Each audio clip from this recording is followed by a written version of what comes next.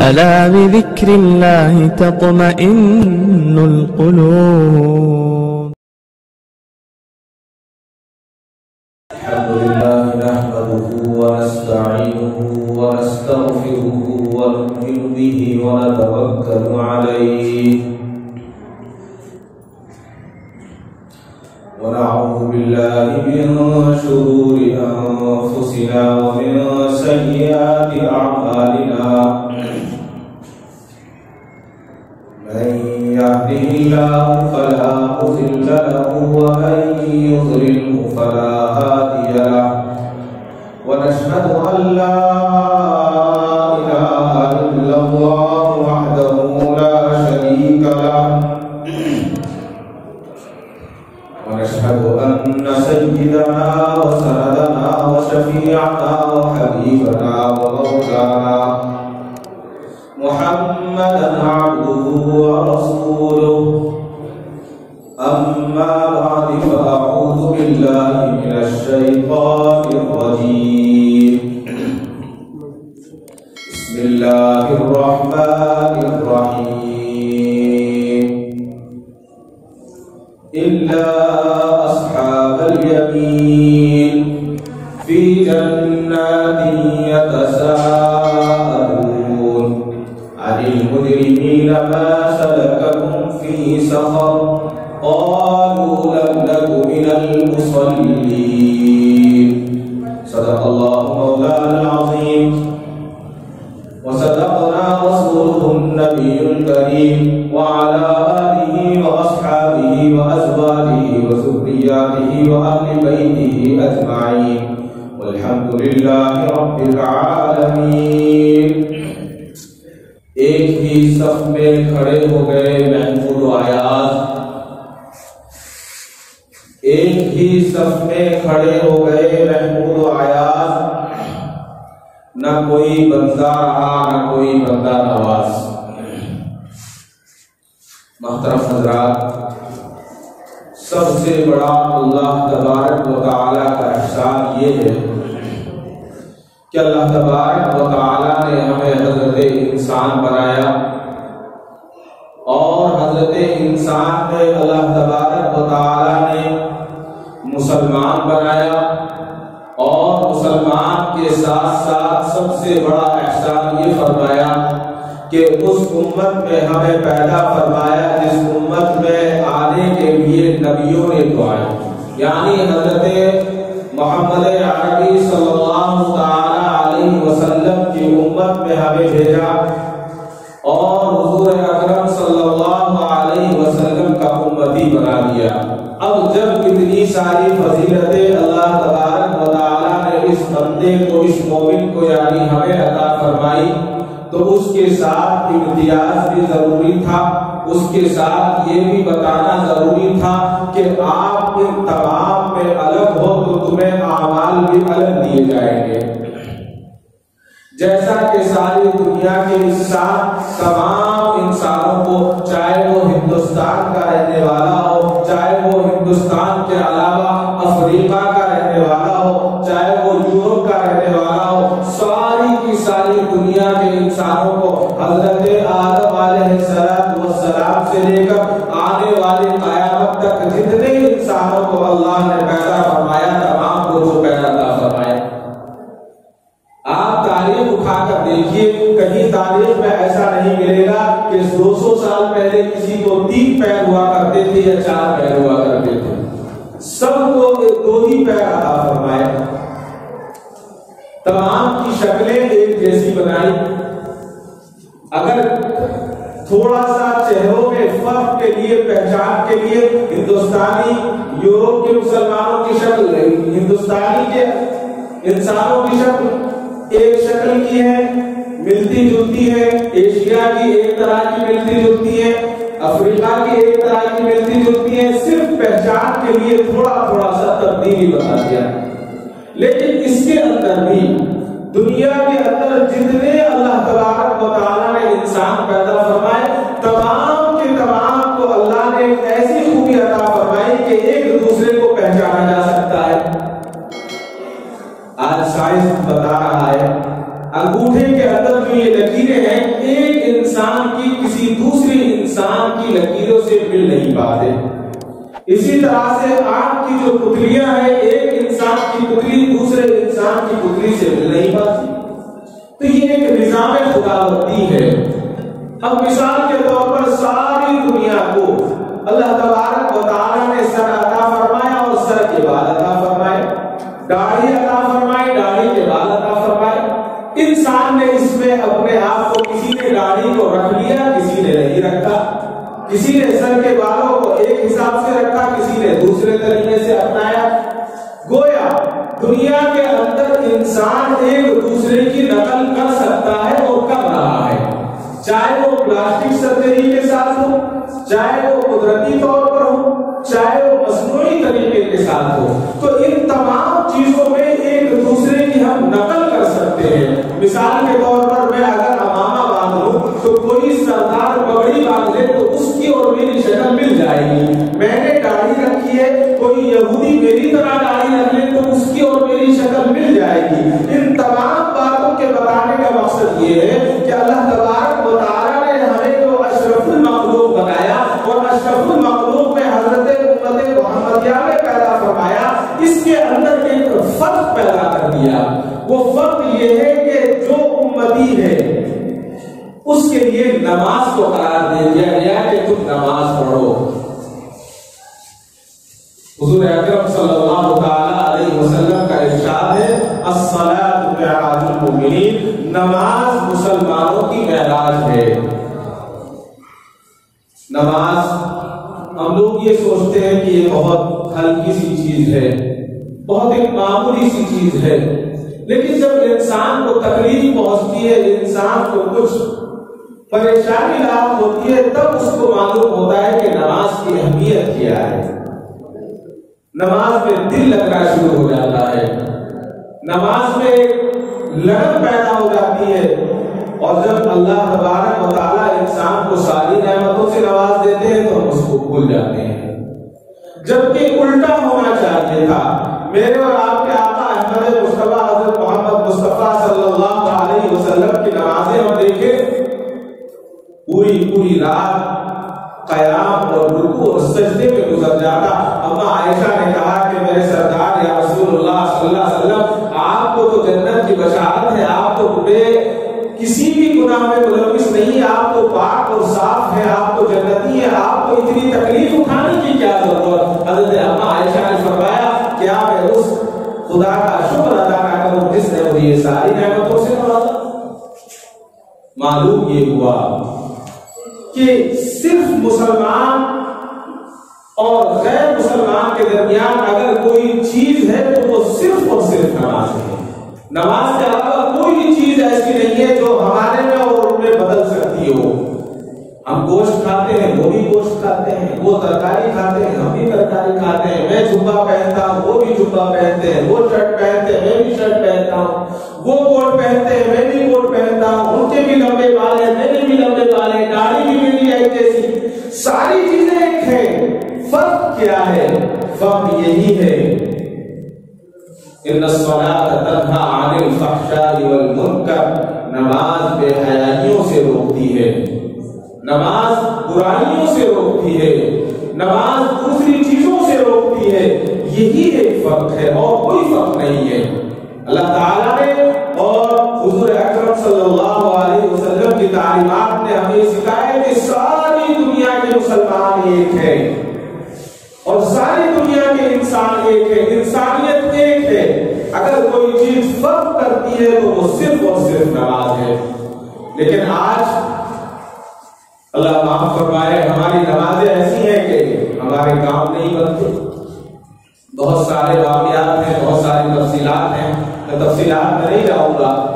حضور اکرم صلی اللہ تعالی علیہ وسلم تشریف فرما ہے، ایک صحابی رسول آتے ہیں اور نماز پڑھنے لگتے ہیں.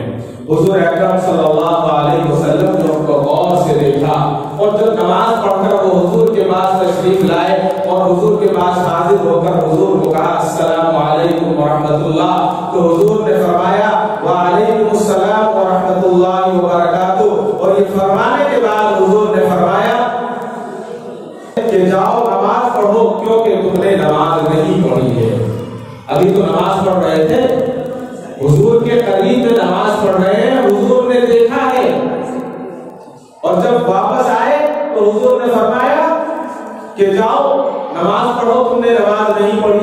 وہ چلے گئے اور پھر جا کر رکعت باندھ دی اور نماز پڑھنے لگے۔ پھر نماز پڑھنے کے بعد پھر آئے، حضور کو سلام کیا، حضور نے فرمایا لاؤ تم نے نماز نہیں پڑھی، نماز پڑھو۔ پھر چلے گئے، پھر نماز پڑھی، پھر آئے، پھر سلام کیا، حضور دیکھ رہے تھے، حضور نے فرمایا تم نے نماز نہیں، نماز پڑھو۔ پھر چلے گئے، نماز پڑھی، 4 مرتبہ ہو گیا۔ چوتھی مرتبہ آئے اور کہا کہ یا رسول اللہ صلی اللہ علیہ وسلم تو نماز پڑھ رہا ہوں، اس سے نماز پڑھنی نہیں آتی، میں تو نماز پڑھ رہا ہوں، اس سے نماز پڑھنی نہیں آتی۔ تو آپ صلی اللہ علیہ وسلم نے فرمایا کہ بالکل صحیح کہتے ہو، تم سے نماز پڑھنی نہیں آتی، نماز کو سیکھو اور نماز کو پڑھو۔ اس کا مطلب یہ ہوا کہ حضور اکرم صلی اللہ علیہ وسلم نے یہ فرمایا کہ تم نماز کو بہت ہلکے میں پڑھ رہے ہو، اس کو ہلکے میں مت پڑھو، بلکہ دل جمی کے ساتھ پڑھو اور اس طرح سے پڑھو کہ جس طرح سے اللہ تبارک و تعالی آپ کو دیکھ رہا ہے۔ اور نماز ایک ایسی چیز ہے، مفسرین کرام لکھتے ہیں کہ جب انسان سجدے میں جاتا ہے تو اللہ تبارک و تعالی اور انسان کے درمیان 70,000 پردے ہیں، تو اللہ تبارک و تعالی ان 70 کے 70,000 پردوں کو ہٹا دیتے ہیں۔ 70,000 پردے، تمام کے تمام پردے ہٹا دیتے ہیں، اور پردے ہٹنے کے بعد گویا یہ اللہ کے روبرو ہوتا ہے۔ تو انسان جو چاہتا ہے، اللہ سے جو مانگتا ہے، اللہ تبارک و تعالی وہ عطا فرماتے ہیں۔ نماز کی اہمیت کا اندازہ ہمیں اگر ہم قرآن کو پڑھیں تو اس سے پتہ چلے گا۔ 700 سے زیادہ آیتیں قرآن کریم میں ایسی ہیں جس میں نماز کی حیثیت سے بیان کیا گیا ہے۔ 700 سے زیادہ قرآن کی آیتیں، اور حضور اکرم صلی اللہ علیہ وسلم کے پاس جب کوئی شخص کلمہ پڑھنے کے لیے آیا کرتا تھا اور حضور کے ہاتھ پر بیعت ہوتا تو حضور اکرم صلی اللہ علیہ وسلم توحید کے بعد سب سے پہلے نماز کی بیعت لیا کرتے تھے۔ نماز کے تعلق سے فرمایا کرتے تھے کہ تمہیں نماز پڑھنی ہے، اسلام کی بنیاد 5 چیزوں پر ہے، پہلی بنیاد توحید اور دوسری بنیاد کلمہ ہے۔ اور حضور اکرم صلی اللہ علیہ وسلم ہمیشہ یہی فرماتے کہ نماز کے تعلق سے اور نماز کے تعلق سے اس کی اہمیت بیان کی جاتی اور نماز کے تعلق سے اس کو بتایا جاتا۔ آج ہم نمازوں کو چھوڑ دیتے ہیں، نمازوں کے تعلق سے ہماری بے انتہا لاپرواہیاں ہیں، اللہ تعالیٰ حفاظت فرمائے۔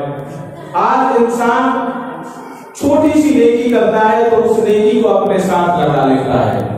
مثال کے طور پر کوئی حافظ ہو گیا تو کسی سے آپ نام پوچھئے تو خود بتائے گا کہ میرا نام حافظ فلاں ہے۔ ٹھیک ہے، اللہ تعالیٰ نے حافظ بنایا ہے، بہت اچھی بات ہے۔ کسی اور سے پوچھئے وہ بھی بتائے گا میرا نام مولانا فلاں ہے، جبکہ مولانا لگانے کی ضرورت نہیں ہے، جو نام ہے وہ بتانا چاہیے۔ اسی طرح سے حضرت مولانا اشرف علی تھانوی رحمۃ اللہ علیہ کا ایک بہت دلچسپ واقعہ لکھا ہے کہ حضرت ایک گاؤں میں تشریف لے گئے، نماز کا وقت آیا تو آپ مسجد میں چلے گئے۔ مسجد میں جانے کے بعد حضرت تھانوی رحمۃ اللہ علیہ نے کسی سے پوچھا کہ آپ کا اسم شریف کیا ہے، آپ کا نام کیا ہے؟ تو انہوں نے کہا کہ مجھے حاجی ابراہیم کہتے ہیں۔ حضرت مسکرائے کہ اچھا آپ کا نام حاجی ابراہیم ہے، ماشاءاللہ۔ پھر حضرت نے پوچھا دوسرے صاحب سے آپ کا نام کیا ہے؟ کہنے لگے کہ میرا نام حاجی یعقوب ہے۔ انہوں نے کہا ماشاءاللہ آپ بھی حاجی ہیں؟ کہ جی میں بھی حاجی ہوں۔ تیسرے سے پوچھا آپ کا نام کیا ہے؟ انہوں نے کہا کہ میرا نام حاجی فخر الدین ہے۔ تو حضرت تھانوی بہت مسکرائے، کہا ماشاءاللہ۔ کہا حضرت آپ کا کیا نام ہے؟ کہنے لگے مجھے نمازی اشرف علی کہتے ہیں۔ حضرت نے فرمایا مجھے نمازی اشرف علی کہتے ہیں۔ انہوں نے کہا یہ تو ہم پہلی بار سن رہے ہیں، نمازی اشرف علی، حاجی، حافظ، عالم، یہ تو بار بار سنا ہے۔ انہوں نے کہا تم نے کتنے حج کیے؟ کہا کہ حضرت ایک ہی حج کیا ہے۔ کہ آپ ایک حج کر کے روزانہ پورے نام کے ساتھ بار بار حاجی لگا رہے ہیں؟ اگر مجھے تو اللہ نے 5 مرتبہ نماز پڑھنے کی توفیق دی ہے تو میں نمازی کیوں نہ لگاؤں؟ کہا کہ یہ میرے اعمال کے ساتھ ہے۔ ہاں اگر کسی کوئی حاجی ہے اور کوئی دوسرا اس کو حاجی کہے تو یہ ٹھیک ہے، یہاں تک درست ہے، اس لیے کہ وہ اس کو اکرام میں حاجی کہہ رہا ہے، اس کے ادب میں اس کو حاجی کہہ رہا ہے۔ لیکن میں نے حج کیا، میں اپنے نام کے ساتھ حاجی لگا لوں تو یہ کہاں سے معاملہ ہے؟ یہ تو میرا اور اللہ کا معاملہ ہے، اللہ تعالیٰ کا جو معاملہ ہے انسان کے ساتھ۔ اگر اللہ تعالیٰ نے اسے اشرف المخلوق بنایا، مسلمان بنایا، تو میں اپنے نام کے ساتھ محمد لگا رہا ہوں، احمد لگا رہا ہوں، تو یہ تحدیث نعمت کے طور پہ بہتر اور افضل ہے۔ اسی طرح سے حضرت مولانا رشید احمد گنگوہی رحمۃ اللہ علیہ ایک اور واقعہ لکھتے ہیں، ہردوئی کے پاس ایک جگہ ہے سدیلا، بہت مشہور جگہ ہے، وہاں کے لڈو بڑے مشہور ہیں، لکھنؤ سے تقریباً 60-65 کلومیٹر ہے سدیلا۔ تو سدیلے کے اندر ایک مرتبہ جب بارشیں نہیں ہوئی اور گرمی بڑھ گئی، حد سے زیادہ گرمی ہوئی، تو وہاں کے مسلمانوں نے، ساروں نے علماء کرام سے مشورہ کیا اور علماء نے کہا کہ ایسا کرتے ہیں کہ نماز استسقاء کا عمل کر لیتے ہیں، میدان میں جا کر نماز پڑھ لیتے ہیں اور اللہ کے آگے گڑ گڑا لیتے ہیں، شاید اللہ تعالیٰ کی توجہ رحمت متوجہ ہو جائے گی اور بارش ہو جائے گی۔ سارے لوگوں نے طے کر لیا، میدان میں چلے گئے، عالم بھی تھے، حافظ بھی تھے، دائی بھی تھے، حاجی بھی تھے، نمازی، سب لوگ موجود۔ خوب دعائیں ہوئی، نماز استسقاء ہوتی ہے، آپ لوگوں نے بھی پڑھی ہوگی، ہم لوگ دعا اس طرح سے مانگتے ہیں، نماز استسقاء میں ایسے دعا مانگی جاتی ہے، یعنی ہاتھ اس طرح کر کے۔ نماز استسقاء ہوئی، بارش نہیں ہوئی، نماز استسقاء ہونے کے باوجود بارش نہیں ہوئی، جبکہ تاریخ میں یہ ہے اور ہم بارہا دیکھتے ہیں کہ جب نماز استسقاء پڑھی جاتی ہے تو اللہ کی رحمت 100% متوجہ ہو جاتی ہے، لیکن بارش ہی نہیں تھی۔ بہت زیادہ افسوس ہوا، غیر مسلموں میں مذاق ہونے لگا کہ مسلمانوں نے بھی عبادت کی تھی پھر بھی بارش نہیں ہوئی۔ تو وہاں کچھ رنڈیاں رہتی تھی، طوائفیں رہتی تھی، بدکار عورتیں رہا کرتی تھی۔ ان مسلمان عورتوں کو جب یہ پتہ لگا تو وہ بہت غمگین ہوئی اور وہاں کے جو چودھری تھے، وہاں کے جو چیئرمین تھے گاؤں کے، ان کے پاس گئی اور کہا کہ آپ لوگوں نے دعائیں کی ہیں، نمازیں پڑھی ہیں، لیکن بارش نہیں ہوئی، اس کی وجہ یہ نہیں ہے کہ آپ کی دعائیں قبول نہیں ہوئی، بلکہ اس کی وجہ ہم ہیں، ہمارے نیک اعمال بالکل نہیں، سارے بد اعمال ہیں، کوئی نیک عمل ہم نہیں کرتے، ہم نماز نہیں پڑھتے، روزہ نہیں رکھتے، ساری برائیاں ہمارے اندر موجود ہیں، اس وجہ سے اللہ تبارک و تعالیٰ نے بارش نہیں کی ہے، لہذا آپ ہمیں اجازت دیں ہم بھی میدان میں جا کر نماز پڑھیں اور اللہ کو منا لیں، ہم بھی جا کر نماز پڑھیں۔ انہوں نے کہا کہ ٹھیک ہے آپ نماز پڑھ لیں، تو انہوں نے کہا کہ نماز تو ہم پڑھ لیں گے، آپ سے ایک گزارش اور ہے کہ جہاں ہم نماز پڑھیں گے اس کے چاروں طرف پردے کا انتظام کر دے، پردے لگا دے تاکہ کوئی ہمیں دیکھ نہ پائے۔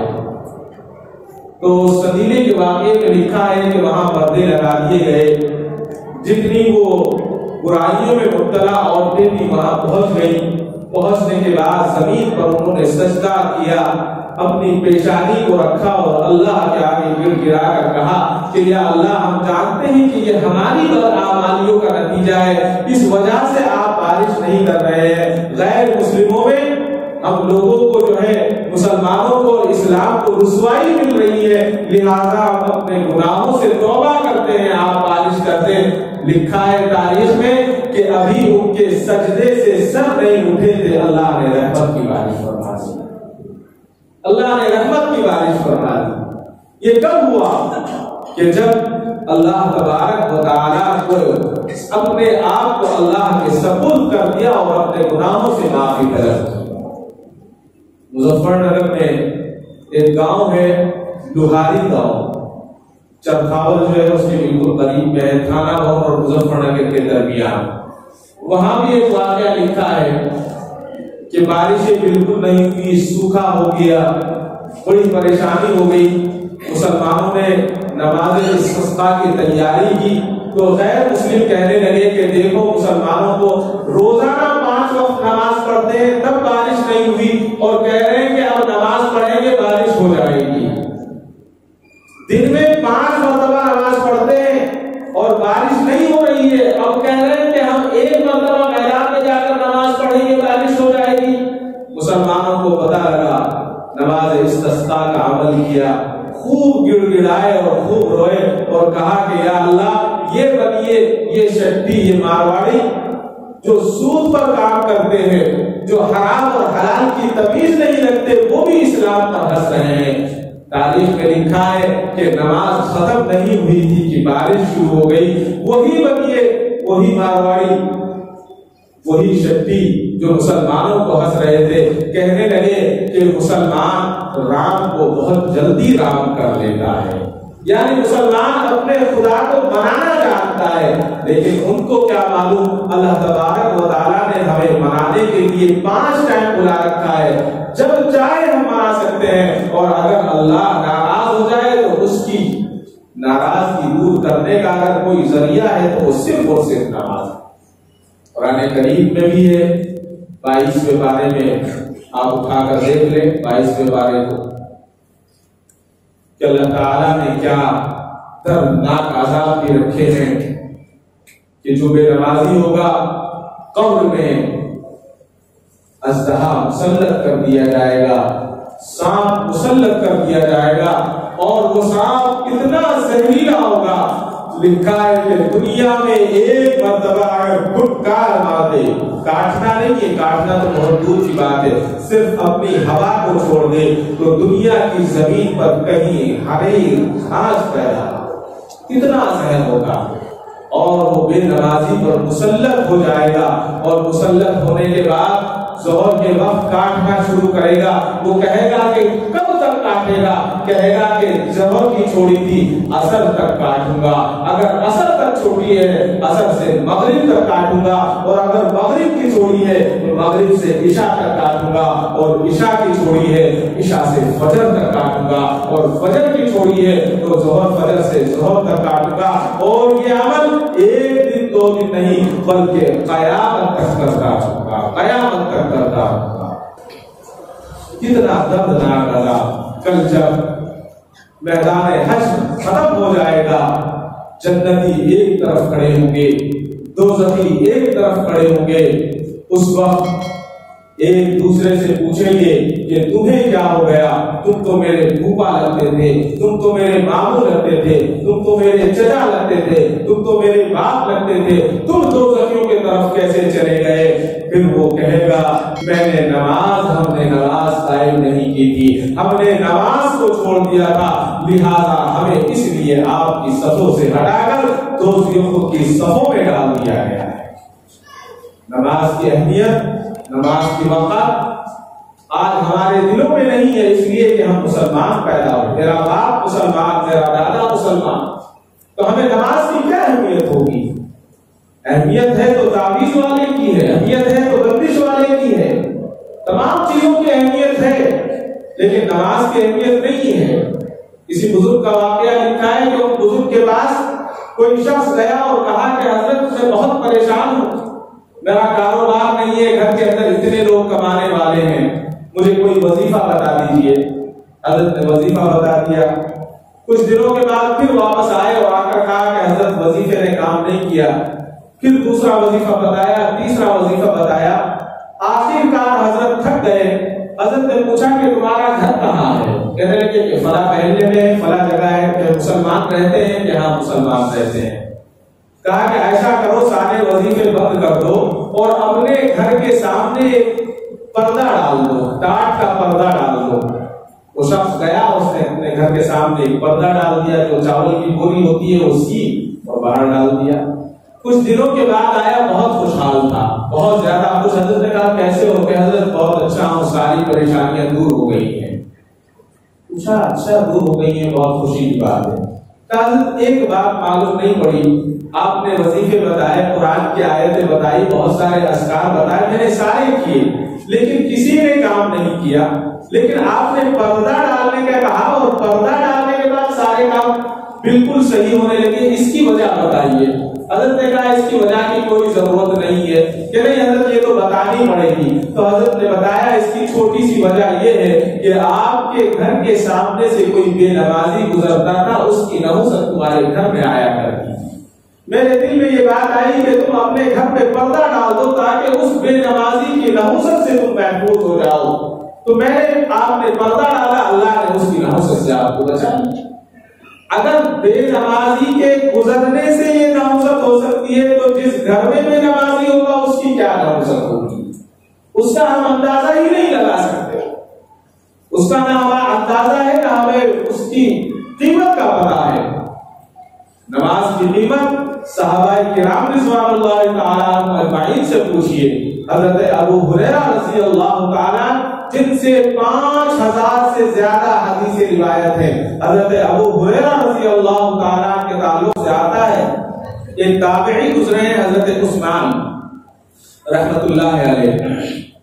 حضرت عثمان فرماتے ہیں کہ میں ایک مرتبہ حضرت ابو ہریرہ رضی اللہ تعالیٰ کا مہمان ہوا، پوری رات میں حضرت ابو ہریرہ کے گھر میں رہا، تو میں نے دیکھا کہ ایک حصہ حضرت ابو ہریرہ کھڑے ہوتے اور نماز پڑھتے، پھر حضرت ابو ہریرہ نے جب نماز کو ختم کیا تو حضرت ابو ہریرہ رضی اللہ تعالیٰ کی اہلیہ کھڑی ہو گئی، اس کے بعد جب حضرت ابو ہریرہ کے اہلیہ نے نماز کو ختم کیا تو حضرت ابو ہریرہ کے خادم کھڑے ہو گئے، غلام کھڑے ہو گئے، اور پوری کی پوری رات 3 لوگوں نے نماز پڑھی، یعنی ایک رات کے 3 حصے بنائے، ایک حصہ حضرت ابو ہریرہ، ایک حصہ حضرت ابو ہریرہ کی اہلیہ اور ایک حصہ حضرت ابو ہریرہ کے خادم۔ یعنی ان لوگوں نے جو سارے دن حضور اکرم صلی اللہ علیہ وسلم کی زیارت کیا کرتے تھے اور ان کا کوئی عمل ایسا نہیں ہوتا تھا کہ جو دین سے خالی ہو، جو اسلام کو نقصان پہنچانے والا ہو، جو اللہ کو ناراض کرنے والا ہو، کوئی عمل ایسا نہیں تھا۔ اس کے باوجود پوری کی پوری رات عبادت میں گزارا کرتے تھے اور نمازوں میں گزارا کرتے تھے۔ حضرت عبداللہ ابن مسعود رضی اللہ تعالی مشہور صحابی رسول ہیں، صحابہ کا معاملہ کیا تھا، دن میں روزہ رکھا کرتے تھے، تجارت کیا کرتے تھے، جہاد کیا کرتے تھے اور رات کو نمازیں پڑھا کرتے تھے۔ تو حضرت عبداللہ ابن مسعود رضی اللہ تعالیٰ کے بارے میں آتا ہے کہ حضرت عبداللہ ابن مسعود روزے کم رکھا کرتے تھے، نفلی روزے ہوتے، مہینے میں صرف 3 روزے رکھتے۔ آج جو ہے سال میں 30 روزے ہوتے ہیں، ہم لوگ وہ نہیں رکھتے۔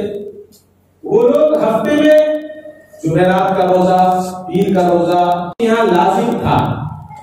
آج بھی آپ حرم میں جائیے، جو لوگ عمرے کے لیے جاتے ہیں تو وہاں جا کر آپ دیکھیے پیر کے دن دسترخوان لگتا ہے، عصر کے بعد ہی حرم میں اندر کی طرف دسترخوان لگ جاتا ہے۔ جو لوگ روزے سے رہتے ہیں، عرب لوگ بھی اور غیر عرب بھی، وہاں بیٹھ کر افطار کرتے ہیں اور اس کے بعد نماز پڑھتے ہیں۔ کعبۃ اللہ میں بھی ایسے ہی ہوتا ہے۔ تو یہ اسی زمانے سے چلا آ رہا ہے، وہاں روزانہ کا معمول تھا روزہ رکھنا۔ لیکن حضرت عبداللہ ابن مسعود سے کسی نے پوچھا کہ حضرت آپ روزہ نہیں رکھتے، آپ صرف مہینے میں 3 روزے رکھتے ہیں؟ تو حضرت عبداللہ ابن مسعود نے فرمایا کہ میں بہت کمزور ہوں، میں روزہ اگر رکھوں تو رات میں عبادت میں کمی محسوس ہو جاتی ہے، اس لیے میں رات کی نوافل ہی پڑھتا ہوں، میں ساری رات نوافل میں گزر جاتی۔ بتائیے اتنے بڑے صحابی رسول اور ساری رات نماز میں گزر رہی ہے۔ حضرت عبداللہ بن زبیر رضی اللہ تعالی، یہ بھی ایک مشہور صحابی رسول ہیں، ان کے تعلق سے آتا ہے کہ سارا دن روزہ رکھتے اور سارے دن مسجد میں بھی عبادت کیا کرتے اور گھر میں بھی عبادت کیا کرتے۔ حضرت عبداللہ بن زبیر رضی اللہ تعالیٰ کو لوگوں نے حمامۃ المسجد کا نام رکھ دیا۔ اس طرح سے بہت سارے لوگ نماز پڑھنے والے ہوتے ہیں، کچھ لوگ آڑا نام رکھ دیتے ہیں، کچھ نام رکھ دیتے ہیں، بہت سارے لوگ رکھتے ہیں۔ اس زمانے میں مذاق میں نام رکھے جایا کرتے تھے، لیکن نام بہت اچھے ہوا کرتے تھے۔ حضرت عبداللہ بن زبیر رضی اللہ تعالیٰ کا نام حمامۃ المسجد رکھا، یعنی مسجد کا کبوتر۔ کتنا اچھا نام ہے، مسجد کا کبوتر، یعنی سارا کا سارا دن روزے میں اور عبادت میں اور نماز میں گزر جایا کرتا، اور ان کی نمازیں اس قدر خشوع اور خضوع کے ساتھ ہوا کرتی تھی کہ جس کے تعلق سے ہم سوچ بھی نہیں سکتے، نہ ہمارا گمان جا سکتا۔ حضرت سعید بن ربوح رضی اللہ تعالیٰ نے ایک صحابی رسول تھے، نابینا تھے، تو انہوں نے ایک غلام رکھا تھا، صرف کام کرنے والا۔ اس کا کام یہ تھا کہ جب نماز کا وقت ہوتا تو وہ حضرت کو جو ہے حضرت سعید بن ربوح کو پکڑتا اور مسجد تک لے جاتا، اور جب نماز ہو جاتی پھر ہاتھ پکڑ کر گھر تک لے آتا۔ یعنی یہ نماز کی اہمیت کا معاملہ تھا۔ اور اسی طرح سے حضور اکرم صلی اللہ علیہ وسلم کے زمانے میں مدینے سے باہر ایک بستی تھی، وہاں پر ایک صحابی رسول تھے جن کا نام حضرت معاذ رضی اللہ تعالیٰ تھا۔ حضرت معاذ رضی اللہ تعالیٰ وہاں کے امام تھے اپنی بستی کے، لیکن جب نماز کا وقت ہوتا تو پہلے وہ بھاگ کر آتے اور نبی پاک صلی اللہ علیہ وسلم کے پاس نماز ادا کرتے، اور اس کے بعد وہ جا کر اپنے لوگوں کو نماز پڑھایا کرتے تھے۔ یعنی پہلے وہاں نماز پڑھتے اور پھر اپنے بستی کے لوگوں کو نماز پڑھاتے۔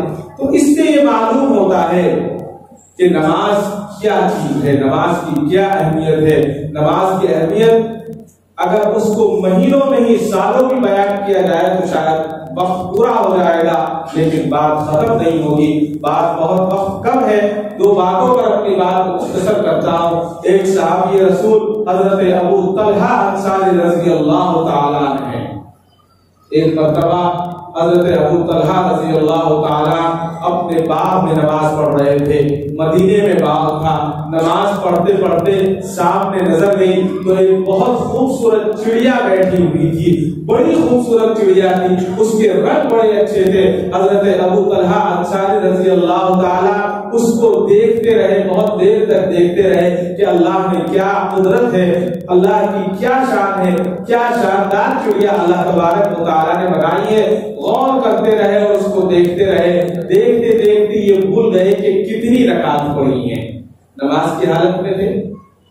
آج ہم لوگ تو پوری تجارت کر لیتے ہیں۔ ایک لطیفہ بھی ہے اور حقیقت بھی ہے کہ کسی مسجد میں نماز ہو رہی تھی، عصر کی نماز، تو امام صاحب سے بھول لگ گئی، 3 رکعت پر سلام پھیر لیا، 3 رکعت پر۔ تو لوگوں نے کہا حضرت 3 رکعت ہوئی ہیں، کسی نے کہا نہیں 4 ہو گئی ہیں، آدھے لوگ کہہ رہے تھے کہ 4 ہو گئی، آدھے لوگ کہہ رہے تھے 3 ہوئی۔ ایک صاحب نے کہا نہیں نہیں 3 ہی ہوئی ہیں۔ تو امام صاحب نے پوچھا کہ 3 ہوئی ہے، اس کا آپ کے پاس کوئی ثبوت؟ کہ ہاں میرے پاس ثبوت ہے، میری 2 دکانیں ہیں، 2 دکان ہیں، ایک دکان کا حساب میں 2 رکعت میں لگا لیتا ہوں، دوسری دکان کا حساب 2 رکعت میں لگا لیتا ہوں۔ آج ایک ہی دکان کا حساب پورا ہوا، دوسری دکان کا حساب پورا نہیں ہوا کہ آپ نے سلام پھیر دیا۔ ہماری نمازیں تو واقعی ایسی ہیں، سچی بات ہے، اس نے صحیح کہا ہے، ہماری نمازیں بالکل ایسی ہیں۔ حضرت ابو طلحہ انصاری رضی اللہ تعالیٰ نے چڑیا کو دیکھا اور چڑیا کو دیکھنے کے بعد وہ یہ بھول گئے کہ میری کتنی رکعت ہوئی ہیں۔ نماز ختم کی، حضور اکرم صلی اللہ علیہ وسلم کی خدمت میں آئے اور کہا کہ حضرت یا رسول اللہ میں بہت زیادہ تکلیف میں ہوں۔ پوچھا کہ کیا ہوا؟ کہ نماز پڑھ رہا تھا، چڑیا پر نظر پڑی، اس کے خوبصورت رنگ کو دیکھ کر میں اپنی رکعتیں بھول گیا ہوں، لہذا ایسا باغ جس باغ میں فتنہ ہو میرے کس کام کا، میں آپ کے سبد کر رہا ہوں، میں اللہ کے راستے میں اس کو خیرات کر رہا ہوں۔ سارا کا سارا باغ اللہ کے راستے میں خیرات کر دیا۔ اسی طرح سے ایک اور صحابی کا واقعہ آتا ہے کہ نماز پڑھ رہے تھے، پڑھتے پڑھتے کھجور کے شاخ پر آپ کی شکل گئی، نظر گئی، اس کو دیکھا غور کے ساتھ اور یہ بھول گئے کہ کتنی رکعت ہوئی ہے، کتنی رکعت ہو گئی، بھول گئے۔ بھولنے کے بعد واپس آئے حضور اکرم صلی اللہ تعالی علیہ وسلم کی خدمت میں اور آ کر کہا کہ یا رسول اللہ صلی اللہ علیہ وسلم، آج میں اپنی فصل کو دیکھتا رہا اور یہ بھول گیا کہ کتنی رکعت ہوئی ہے، لہذا مجھے ایسے باغ کی ضرورت نہیں ہے، میں آپ کی یہ باغ سپرد کرتا ہوں، آپ اللہ کے راستے میں اس کو خیرات کر دیں۔ کتنا بڑا باغ تھا؟ حضرت عثمان غنی رضی اللہ تعالیٰ نے 50,000 درہم میں اس کو خریدا۔ اتنا مہنگا باغ صرف 1 رکعت کے بھولنے پر آپ نے اس کو کیا۔ اور اللہ تعالیٰ بار بار ہمیں دکھاتے بھی ہیں اور بتاتے بھی ہیں کہ نماز کی اہمیت کیا ہے، اور ہمیں حدیث میں دکھا دیا گیا، قرآن کریم میں بتا دیا گیا کہ نماز کی اہمیت کیا ہے، لیکن آج ہم اس کو بھول گئے ہیں۔ اس سے بڑی اور کیا چیز ہو سکتی ہے کہ حضور اکرم صلی اللہ علیہ وسلم نے ارشاد فرما دیا الصلاۃ معراج المؤمنین، نماز مسلمانوں کی معراج ہے۔ ابھی حال ہی میں ایک واقعہ شائع ہوا ہے، اسی 1-1.5 مہینے کے اندر، نہایت عبرتناک واقعہ۔ چندہ کے اندر کوئی قبرستان تھا جو 30 سال سے بند تھا، 30 سال سے وہ قبرستان بند تھا، وہ پورا ہو چکا تھا 30 سال پہلے۔ تو وہاں کی حکومت نے، میونسپلٹی نے، کارپوریشن نے ایک فیصلہ لیا کہ اس قبرستان کو ختم کر دیا جائے، اس کو مٹا دیا جائے، اس کے نام و نشان کو ختم کر دیا جائے، پھر کسی کام میں لیں گے۔ کسی کمپنی کو بلایا اور بلا کر کہا کہ اس قبرستان پر جو ہے بلڈوزر چلا کر اس کو بالکل یکساں کر دیا جائے۔ کمپنی نے کام شروع کیا۔ جب کام شروع کیا تو بدبو آنی شروع ہوئی، کہیں سے ہڈیاں نکل رہی تھی، کہیں سے بال نکل رہے تھے، کہیں سے بدبو آ رہی تھی۔ کچھ 1 یا 2 دن کے بعد بہت زیادہ خوشبو پھیل گئی، بہت زیادہ خوشبو پھیلی تو انہوں نے مزدوروں نے کہا اس کمپنی کے مالک سے کہ یہاں بہت زیادہ خوشبو پھیلی ہوئی ہے، معطر ہو گیا ہے سارا قبرستان، آپ آئے اور اس کو دیکھیں۔ وہ گیا، اس نے دیکھا کہ واقعی بہت زیادہ خوشبو ہے، بہت زیادہ چاروں طرف مہک رہا ہے۔ تو اس نے بڑے افسروں سے رابطہ کیا، انہوں نے کہا کہ ٹھیک ہے ہم اس کا معائنہ کریں گے۔ وہاں کچھ علماء کرام گئے اور جا کر انہوں نے قبروں کا معائنہ کیا اور کہا کہ یہ خوشبو کہاں سے آ رہی ہے، اس کو دیکھا جائے۔ ڈھونڈتے ڈھونڈتے پہنچے قبر کے پاس سے خوشبو آ رہی تھی، اس کو قبر کو کھولا تو مٹی نہایت نرم مٹی تھی۔ جدہ کی مٹی آپ جانتے ہیں پتھر کی مٹی ہے، بالو کی مٹی ہے، وہاں نرم مٹی نہیں ہوتی، وہاں نہایت نرم مٹی تھی۔ اور نرم مٹی کو جب ہٹایا گیا تو اس مٹی کے اندر سے ایک نوجوان کی لاش نکلی اور وہ میت بھی بالکل ایسی تھی کہ اس کا کفن جو تھا وہ بھی میلا نہیں ہوا تھا اور اس کا چہرہ بھی میلا نہیں تھا، بالکل پاک اور صاف، اور ایسا محسوس ہو رہا تھا کہ ابھی اس کی تدفین ہوئی ہے۔ لوگوں کو بلایا گیا، انہوں نے اپنے ریکارڈ کو دیکھا قبرستان کے کہ یہ قبر کس کی ہے۔ قبر کے ریکارڈ میں ریکارڈ مل گیا کہ فلاں آدمی کے بیٹے کی قبر ہے، فلاں محلے کا رہنے والا ہے۔ اس کے گھر اطلاع کی گئی کہ آپ آئے اور آ کر اپنی میت کو دیکھ لیں 30 سال کے بعد، کہ آ کر میت کو دیکھ لیں۔ باپ نے کہا کہ میں بیمار ہوں، میں آ نہیں سکتا، میں چل نہیں سکتا، میں گھر سے نکل نہیں سکتا، لہذا میں معذور ہوں، میں معذرت خواہ ہوں۔ تو کارپوریشن کے لوگوں نے کہا کہ اگر آپ نہیں آ سکتے تو ہم آپ کی میت کو آپ کے گھر لے آئیں گے۔ واقعے میں لکھا ہے کہ اس میت کو لے کر 30 سال کے بعد اس کے گھر پہنچے۔ اس کے باپ نے جب دیکھا تو دیکھتے ہی رونے لگا، کہا کہ یہ تو میرا بیٹا ہے، کہا کہ یہ تو میرا بیٹا ہے جس کا 30 سال پہلے انتقال ہوا تھا۔ اور اللہ کی قدرت دیکھیے، 30 سال پہلے جس کا جنازہ گھر سے نکلا، آج 30 سال کے بعد اسی کا جنازہ میرے گھر میں آیا ہے اور میں اس کا دیدار کر رہا ہوں۔ واپس لے گئے، اجازت لے کر دوسرے قبرستان میں ان کی تدفین کر دی گئی۔ پھر کچھ لوگ ان بزرگ کے پاس گئے، اس کے والد کے پاس گئے اور پوچھا کہ یہ بتائیے کہ آپ کا بیٹا کون سا عمل ایسا کیا کرتا تھا جس کی وجہ سے اللہ نے اس کو یہ مقام عطا کیا۔ اس کے والد نے کہا مجھے تو پتا نہیں ہے وہ کون سا عمل ایسا کرتا تھا، لیکن ایک عمل اس کا ایسا تھا کہ جس کے بارے میں میں گواہی دے سکتا ہوں۔ وہ عمل یہ تھا کہ کبھی بھی فجر کی اذان کے بعد میں نے اس کو آواز دی تو مجھے سوتا ہوا نہیں ملا، میں نے کبھی بھی فجر میں اس کو پکارا تو وہ جاگتا ہوا ملا، اور کبھی کبھی تو ایسا ہوتا تھا کہ اذان سے پہلے ہی اٹھ جایا کرتا تھا۔ تو علماء کرام نے فرمایا کہ یہی چیز تھی جس کو اللہ تبارک و تعالیٰ نے اتنا محبوب کیا، اتنا پسند کیا کہ اللہ نے اپنے زمین کو حکم دے دیا کہ یہ مجھ سے محبت کرنے والا ہے، لہذا تم بھی اس سے محبت کرو۔ نماز کی اہمیت، نماز کی فضیلت، اس کے تعلق سے جتنا کہا جائے اور جتنا سنا جائے اتنا ہی کم ہے۔